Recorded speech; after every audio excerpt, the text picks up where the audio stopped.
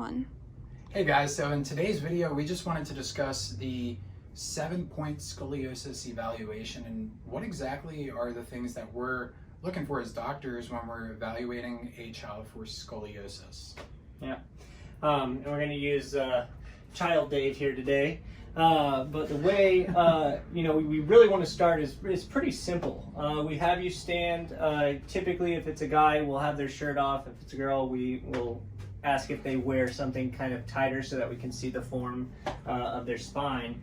But with that being said, what we want to look at is, as we are looking at him from the front, we want to make sure a couple of things. We would start off by looking at the earlobes. We want to make sure that they are level. When we have a lateral tilt, what that typically means is, a number of different things, but usually it'll mean that the trapezius muscles up here are tighter on one side, and with that, there's a small curvature up in the upper portion of the thoracic spine, in the upper back, and it'll naturally pull that head down to one side.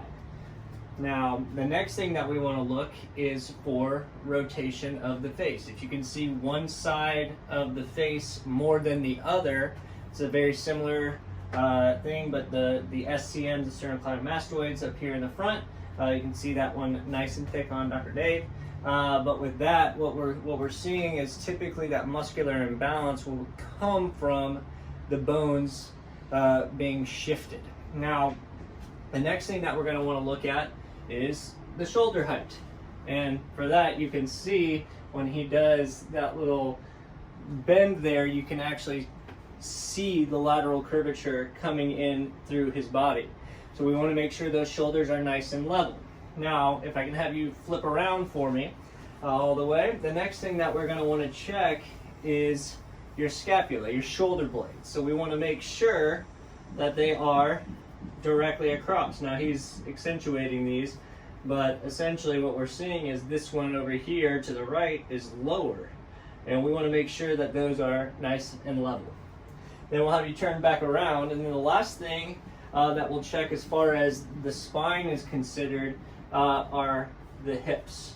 And we want to make sure that as we're looking at those from the front, that they are also going to be nice and level. If there's a tilt in the base of the spine with the hips and the sacrum, naturally that's going to kick the spine out to whatever direction that it's tilted.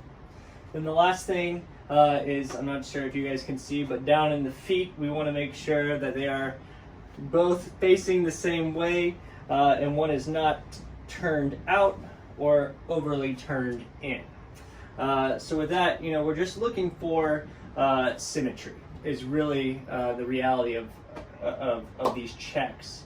And you have anything to say there? Yeah, so for the 7-point scoliosis evaluation, this is something typically it's very, very easy. It does not take a long time to complete the exam. And this is something where Dr. John and myself would actually walk you through this as a parent or legal guardian of your child.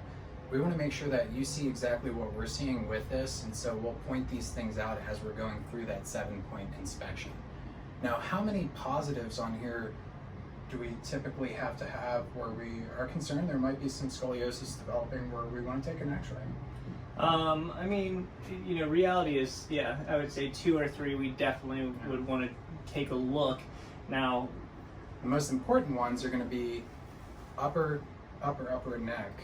So typically the earlobes and the cheeks, because if your child's head isn't sitting on top of the rest of the body properly, that causes an issue high up, which is one of the #1 underlying issues for scoliosis is that top bone and the alignment that the top bone, the atlas bone, has. And then the second most important area is the hips. Yeah, so those are usually the 2 biggest ones that we're going to be most concerned with, clinically speaking. And so with that being said, that's the 7-point scoliosis evaluation, and that's what we can do absolutely free for Kids Health Week.